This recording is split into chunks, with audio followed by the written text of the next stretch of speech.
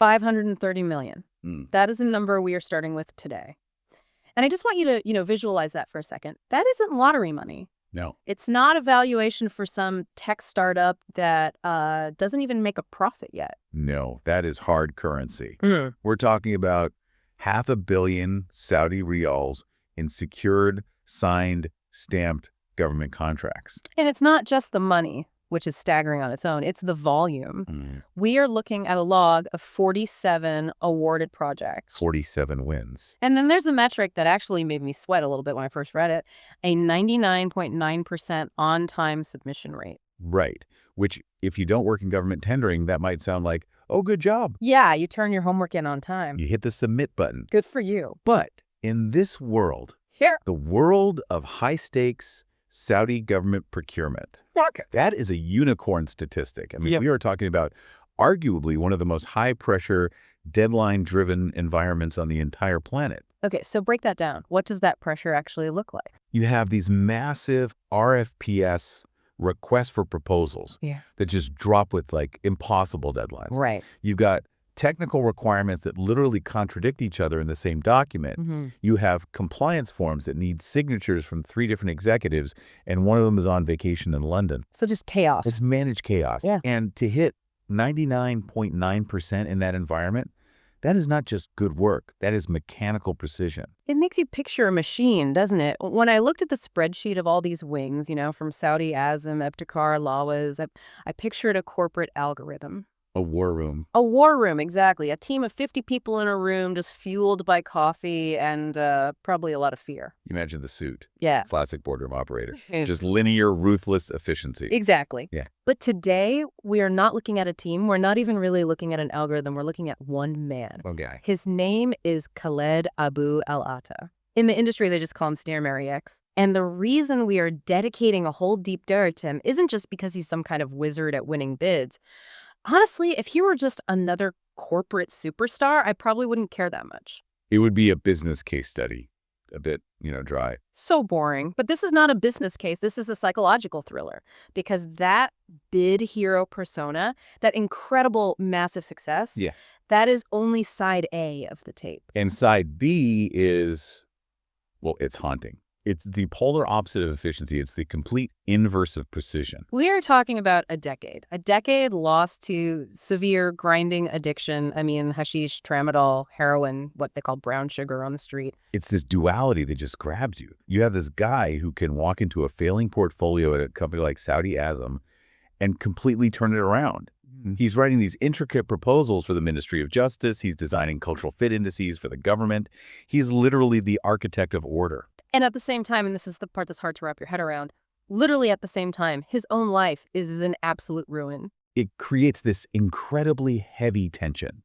I mean, usually when we talk about high-functioning addicts, you imagine someone who is just barely hanging on, right? Yeah, they're missing meetings, they're hiding in the bathroom, their work is slipping. Exactly. Yeah. But Nayax wasn't just hanging on.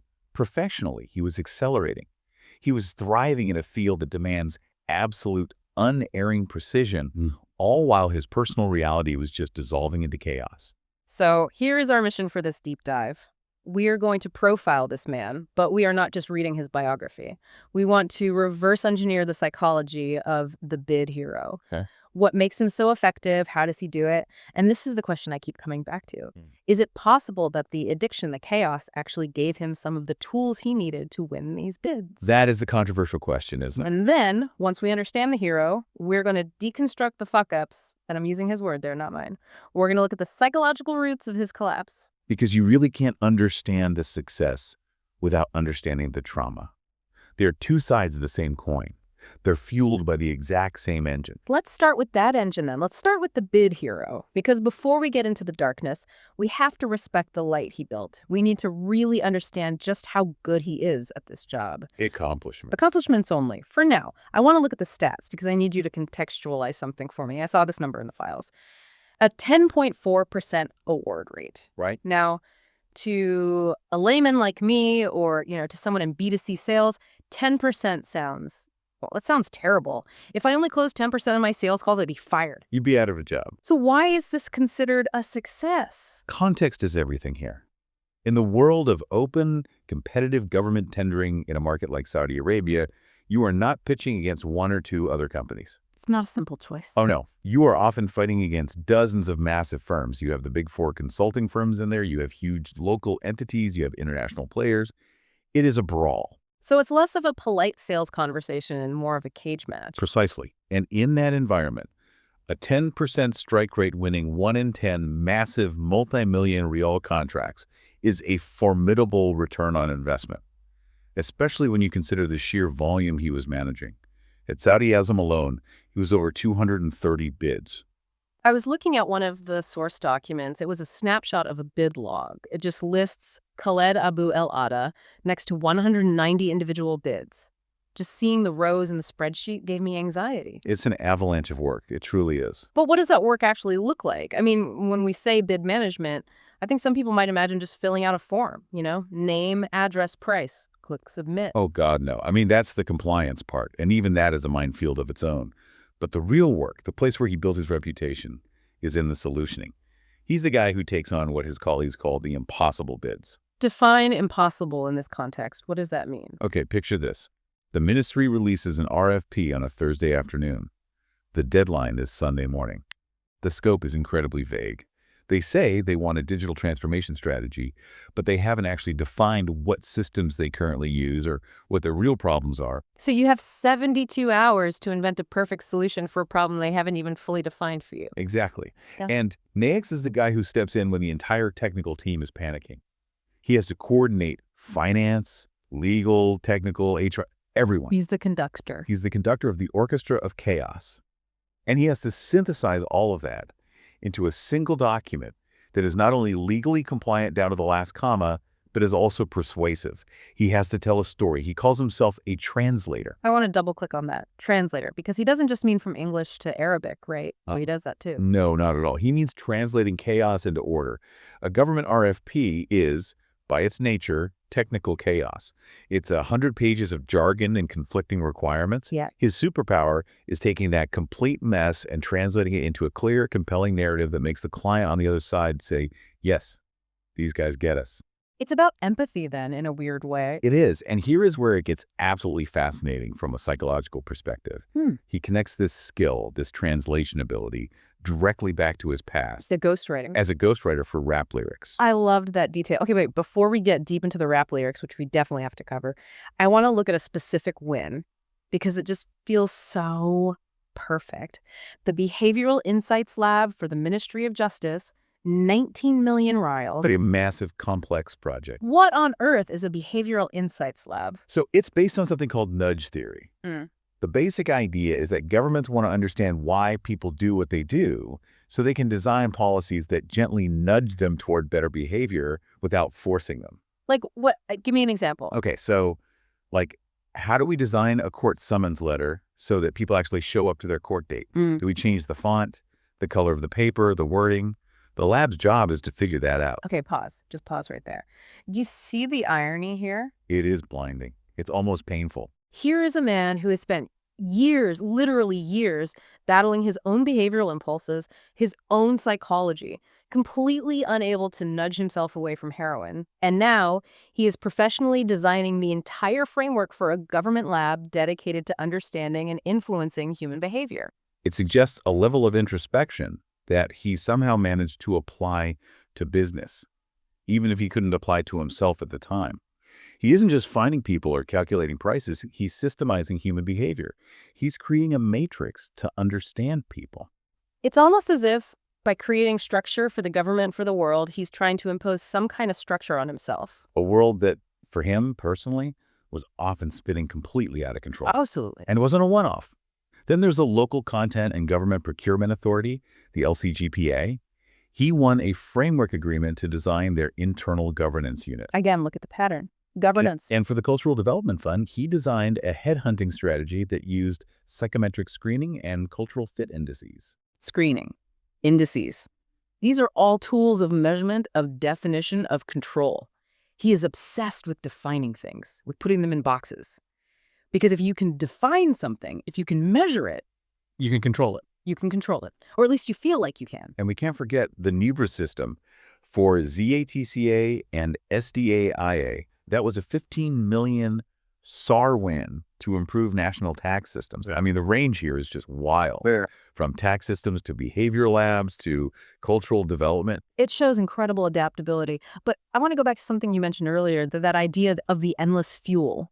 Right, his colleagues joked about it. They said he just never stopped. He was the first one in the office, the last one to leave. He'd pull all-nighters like it was nothing. And they just thought it was pure ambition. They saw him and thought, wow, this guy really wants that promotion. He's a killer. But when you look at his own writing, specifically in his book, Darkness That Has Never Left, you realize it was something else entirely. It was replacement. That is the core of the expert analysis here. When you are an addict, your entire brain, your neurochemistry, is wired for that dopamine rush. You chase the high. It's a biological need. It becomes one, yes. Yeah. And when Demex got clean, or even when he was just trying to function between uses, he didn't kill that need for a rush. He transferred it. He found a new drug. The deadline. The deadline became the drug. The adrenaline of the submission, that ticking clock counting down to zero, it replaced the chemical rush he was missing. He describes this one moment so vividly, winning a 250 million SAR infrastructure project. A massive company-making win. He gets the award letter, and instead of popping champagne and celebrating with the team, What did he do? he walks into a restroom stall, sits on the closed toilet lid, and just cries. Not tears of joy, but tears of absolute, profound relief. That is the high. That's the hit. It's the release of all that unbearable tension. And with that win, he solidifies his new identity. He went from being the addict in his own mind to the man who delivers results. And psychologically, that is a massive shift. It provides safety. It's a shield. If you are the bid hero, then you can't possibly be the junkie. The label protects you. It's a suit of armor made out of award letters and signed contracts. But let's go back to that translator idea, because I really think that's the secret sauce here. You mentioned the ghostwriting. Yes. So long before he was writing these dense technical proposals for the Ministry of Municipalities, he was writing bars for local rappers. It just feels like a totally different universe. From rap battles to government bids. Is it though? I mean, really think about it. What is a ghostwriter actually doing? They're writing lyrics for someone else to perform. They're putting words in someone else's mouth. Exactly. You are channeling someone else's voice. Yeah. You are taking their raw emotion, their half-formed ideas, and you are structuring them. You're giving them a rhythm, a flow, a narrative that will hit the audience hard. You are the man behind the curtain. And Nayek spent years being the invisible man in the music scene. He was comfortable there. He was comfortable not being the face of the success. He got the satisfaction of creation without the terror of the spotlight. Which makes him the perfect bid manager. Because let's be real, the bid manager is never the guy on TV cutting the ribbon on the new bridge. Never. He's the guy who was up until 3 a.m. writing the document that got the bridge approved in the first place. Okay. He is, by design, invisible. And for Meekex, invisibility was a comfort zone. It was a safe space. So he could pour all of his competence, all of his brilliance into the document while keeping his brokenness hidden in real life. The skill set, persuasion, structure, invisibility, it transferred perfectly from one world to the other. But there's another layer to this psychology that we have to unpack, this idea of structure versus chaos. Nakex is, by all accounts, obsessed with things like compliance matrices and response calendars. Oh, the holy grail of bid management, yes. For the listener out there who hasn't had the immense pleasure of reading a 500-page government RFP, what exactly is a compliance matrix? It's a document, a giant glorified checklist. It takes every single requirement in the client's request, and I mean every single sentence, sometimes thousands of them, and maps them out in a spreadsheet. So Requirement 4.1.2, the contractor must have ISO 901 certification. You put that in a row. Next column, yes or no. Next column, reference page 40 of our proposal to the next one. Requirement 4.1.3, the contractor must provide 3 CVs of senior engineers with 10 years of experience. Yes, no. Reference page 42, on and on and on. to a normal person, I'll be honest, to me, that sounds like the most tedious, soul-crushing administrative work imaginable. It sounds like doing your taxes every single day for a living. To a creative person, it is death by spreadsheet. But to a mind that is recovering from the absolute terrifying unpredictability of addiction, that matrix is a lifeline. How so? Explain that connection. Think about the mind of an active addict. Addiction is pure chaos. You don't know where your next hit is coming from. You don't know if your dealer is going to answer their phone. You don't know where you're going to wake up tomorrow or if you'll wake up. It is a life of constant, terrifying variables. A life with no rules. No reliable rules anyway, and a tender, a government bid. It's all rules. It is nothing but rules. It is binary. It has a deadline, 10 a.m., not a second later. It has criteria, pass or fail. You win or you lose. There's no ambiguity. It imposes order on a disordered mind. He writes about this, doesn't he? He didn't just do the work, he clung to it. He clung to it. He said it was an external skeleton that held him upright when he didn't have a spine of his own. So he's building a cage for his chaos. Yeah. A productive cage, but a cage nonetheless. Exactly. It's a way of saying, if I can control this document, if I can make sure every single one of these 1,000 rows and columns is perfect, then I'm not losing control of my life. Even if that isn't true on the outside, it feels true in that moment. And speaking of his philosophy, his worldview, we have to talk about his book, The Psychology of Thank You. Because this isn't just about manners. It's not some etiquette guide. Far from it. In his view, gratitude is a survival mechanic. It's a tool. He argues that the brain of an addict, or really anyone who's been through significant trauma, is wired to scan for threats. It's a survival instinct gone haywire. You're always looking for what's wrong, what's missing, what could hurt you. Exactly. It's a deficit-based mindset. You're constantly scanning the horizon for pirates. So saying thank you is a hack, a way to change that. It's a reprogramming tool. It's a cognitive exercise. The act of saying thank you forces your brain to stop scanning for threats and start scanning for what helps. It forces you to acknowledge support, to see the asset instead of the liability. He writes that gratitude isn't just politeness, it's an acknowledgement that you are not self-sufficient. And for someone who spent years trying to isolate himself, trying to be this lone wolf addict, that's a radical, life-altering shift. And you can see how it helps him professionally, too. Understanding the deep human need for acknowledgement, for validation, makes him a much better negotiator, a better leader. He knows how to make the client feel seen through the paperwork. Which is a rare skill. Okay, so we have the bid hero, we have the 530 million, we have the psychology of structure and gratitude. But if you look really closely at his resume, there are these cracks, these little gaps. The euphemisms. Specifically, these periods listed as health and well-being career breaks, one in 2015, another one in 2017. It sounds so pleasant. It sounds like he went to a yoga retreat in Bali for a few months.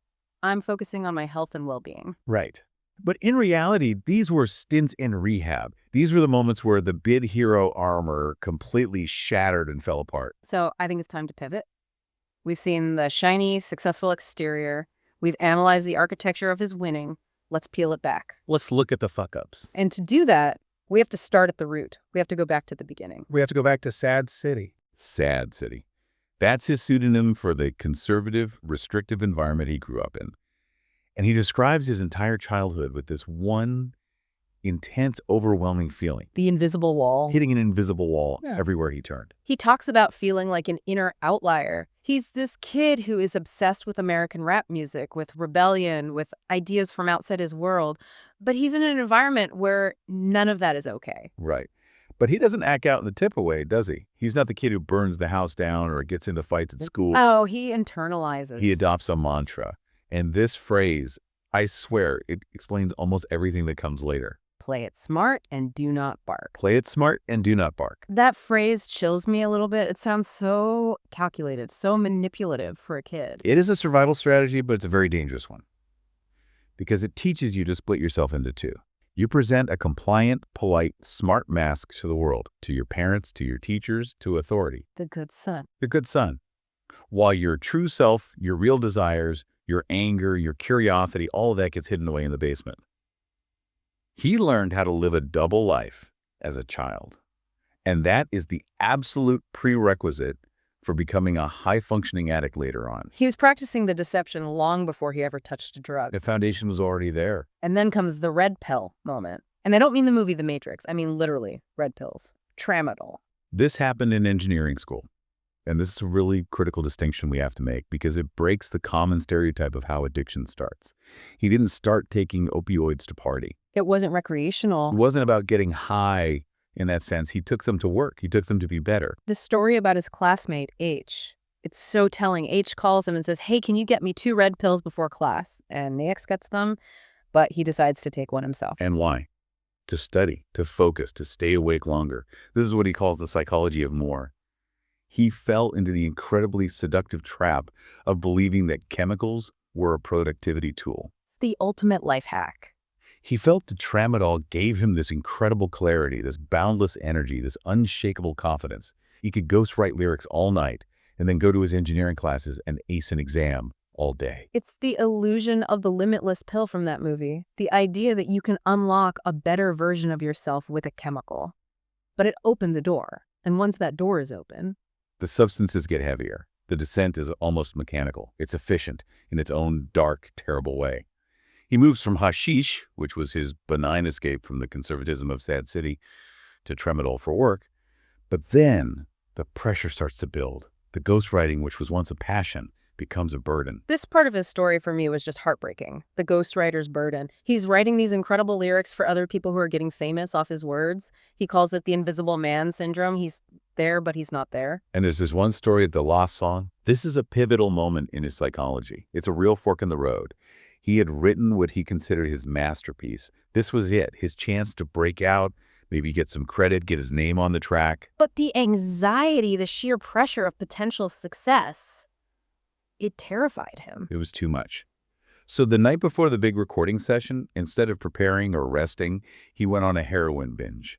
He chose oblivion over opportunity. He missed the session completely. And when he finally woke up and dragged himself to the studio hours later, he heard someone else in the booth recording a rewritten, watered-down version of his song. That is the ultimate erasure of self. He actively participated in erasing himself from his own history. And he says that triggered a fundamental shift in his psyche. He went from a mode of giving, writing, creating, producing, to a mode of taking. The habit of taking. This is where the addiction gets really ugly. It's not just about hurting himself anymore. He starts talking about stealing. And specifically, the theft that he can't forget. Stealing from his brother, Sadiq. It was $50. $50 seems so small, so insignificant compared to the multi-million Riyal contracts he manages now. But psychologically, it was a cataclysm. He says it crossed a sacred line. Stealing from a stranger is one thing, you can rationalize it. But stealing from the brother who trusts you, who shares a room with you, that is when the shame becomes toxic. It poisons you from the inside out. And he wasn't stealing for fun or for thrills. He explicitly says he was stealing to buy silence. Let's unpack that word, silence, because he categorizes his drugs very specifically based on their psychological function. Right. Hashish was the escape. A benign escape from the strict rules of his world. Tramadol was the engine. The fuel for work and productivity. The tool. But heroin, brown sugar. Heroin was the silence. He writes very powerfully that it didn't make him high in the way people think. It didn't give him euphoria. It made him absent. It turned the volume of the world, the volume of his own anxious thoughts, down to zero. It's like finding the off switch for your own brain. For a mind that is constantly overanalyzing, constantly anxious, constantly translating the chaos of the world, that silence is the most addictive thing there is. More addictive than any chemical high. It's the ultimate escape, not from the world, but from yourself. Exactly. And then there were the blue pills. Clonazepam. He has a name for that too. He calls that gravity. Gravity. When the world was spinning too fast, when the anxiety or the stimulants were too much, the blue pills brought him back down to earth. They were an anchor. So you see what he's built. It's a chemical regulation system for his entire emotional state. He had a pill for energy, a pill for silence, and a pill for gravity. He was trying to be his own psychiatrist with a bag of street drugs. He was chemically engineering his own existence. But that kind of engineering eventually fails. You can't build a skyscraper on a foundation of mud. The whole structure eventually collapses. And we see these collapses, these rock bottoms. And I say bottoms, plural, because for him, there wasn't just one. He hit a few. The most visceral one, the most physical one, is the car accident in June of 2017. He shattered his femur, a perfect physical manifestation of his internal wreckage.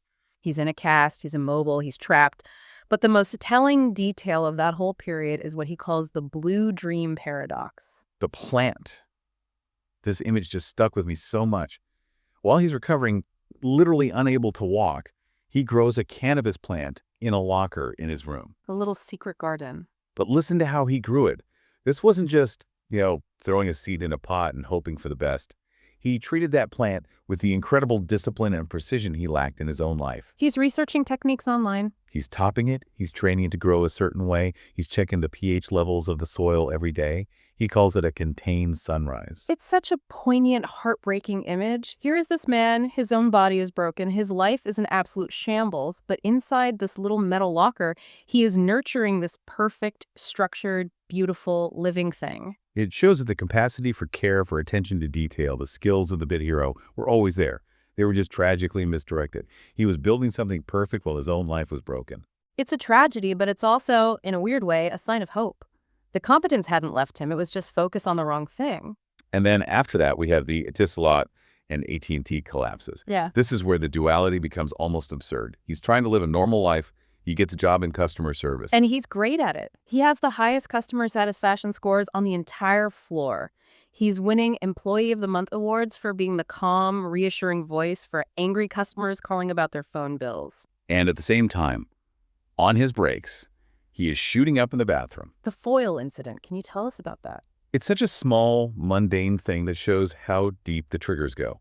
A coworker, a perfectly nice person, comes up to his desk and asks him for a piece of foil, probably for their sandwich or something completely innocent. Right. But for BX, the word foil is a landmine. It's instantly associated with heating heroin. And that one word, that one innocent request, sends him spiraling right back into heavy usage after a period of trying to stay clean. It just highlights how fragile that high-functioning state really is. He was competent on the surface, bilingual, polite, efficient, award-winning, but there was just this rot underneath. He was living that same double life he learned as a child, but the stakes were getting lethally high. And then the final tether seems to break. The loss of Lena. She moves to Pennsylvania. Who is Lena to him? What role does she play? She was the tether. Yeah. She was the reality check. She was the person in his life who saw both sides of him, and her presence forced him to maintain at least some semblance of normalcy. He had to keep the mask on around her. A reason to try. A reason to try. And when she left, he says it wasn't a punishment from her, but it removed the mirror. Without her there to reflect his own behavior back to him, he slid into what he calls the year without her. It was a free fall. It accelerated the descent exponentially. So how does he get out? Because the story doesn't end there, obviously, but the exit from his telling, it isn't like the movies. It's not some beautiful montage of him running on a beach and drinking green smoothies. No, it's ugly. The smart rebellion, his lifelong strategy of hiding and managing, it finally failed. He realized that playing it smart was just a slower way of dying. Hiding the addiction, managing the doses, it was killing him. And there's a mirror moment. A literal mirror moment. He catches a glimpse of his reflection and doesn't recognize the person staring back. He sees himself gaunt, gray, dying, and he realizes he has become a ghost of a man. So he finally agrees to go to rehab, but even rehab itself is a struggle. This part of his account really shocked me. He talks about Actanon abuse inside the clinic. That is fascinating and horrifying. It shows the addict's mind in its purest form. Even in the place that is designed to cure him, his brain was still trying to game the system. He was cheeking pills during med distribution, hiding them in his mouth to save them up so he could take a bunch at once and hallucinate. He was still trying to escape. He was still trying to escape reality, even the reality of rehab. It shows that just physical separation from the drugs isn't enough. The psychological need to alter reality, to get out of your own head, is relentless. He was still trying to bid against his own recovery. Still trying to outsmart the system. Exactly. He was still the bid hero, trying to find a loophole in the RFP of his own sobriety. The real turning point, the real exit, seems to be a specific date, August 2nd, 2021. The exit. He left the clinic that day. And he makes it very clear he wasn't cured. He describes himself as being raw. But something had shifted. He made a decision. He finally stopped bargaining, stopped trying to manage the addiction, trying to have one last hit, trying to find a way to control it. He just stopped. And somehow that leads us right back to where we started, to the bid manager, the guy with 500 million Riyals in contracts. And if we synthesize this, if we look at the whole picture now, we see that Nayax didn't kill the addict. He couldn't. Instead, he repurposed the energy. What do you mean by that? The obsession. The relentless, single-minded obsession that drove him to find heroin in a strange city at 3 a.m. That is now the same obsession that drives him to find one tiny compliance error in a 500-page document that everyone else missed. So the desire for escape became a desire for impact. Precisely. And the concept of second chances, which is the title of one of his books, is so crucial here. He writes that healing isn't about erasing the past. You don't get to delete the fuck-ups. You learn to live beside them. You acknowledge them without flinching. It's like his resume. You have the list of incredible wins, and then you have the health and well-being career breaks. They're both on the same page. One doesn't cancel out the other. Yeah, and that is ultimately what makes him so effective at his job now. He understands failure. He understands the anatomy of a fuck-up intimately. So when a multi-million-dollar project is going off the rails and everyone is panicking, he's calm. Because he's been through worse. He has been through personal hell. A missed project deadline is stressful, sure, but it's not heroin withdrawal. It's not the loss of your soul. It gives him the kind of battlefield perspective that a standard issue corporate climber simply does not have. So what does this all mean for us? Why should we care about the psyche of one bid manager in Saudi Arabia? Because I think his story proves that the very same psychological traits that can destroy us, obsession, intensity, a terrifying ability to compartmentalize, are the same traits that can build empires, or at least win massive contracts. It is all about calibration. It's the same engine. It just depends on where you point it. Exactly. Nake's learned the hardest way imaginable that if you calibrate that intensity toward a behavioral insights lab instead of a syringe, you can change the world. Or at the very least, you can change your own world. And maybe, just maybe, the most important bet he ever managed wasn't for the Ministry of Justice or the Cultural Development Fund. No. The most important proposal he ever wrote was the one he wrote to himself, the proposal to stay alive. And against all odds, he won. I want to leave you with a thought today. We talked about gratitude as a survival mechanic. We talked about structure as a safety net. But I keep coming back to this idea of the bid. Is life just a series of proposals we write to the world, hoping for an award letter? Hoping someone, anyone, validates our existence? NAEX learned the hard way that the only award letter that really matters is the one you sign for yourself. And sometimes the winning bid isn't a 100-page document. Sometimes it's just waking up, making your bed, and deciding not to disappear today.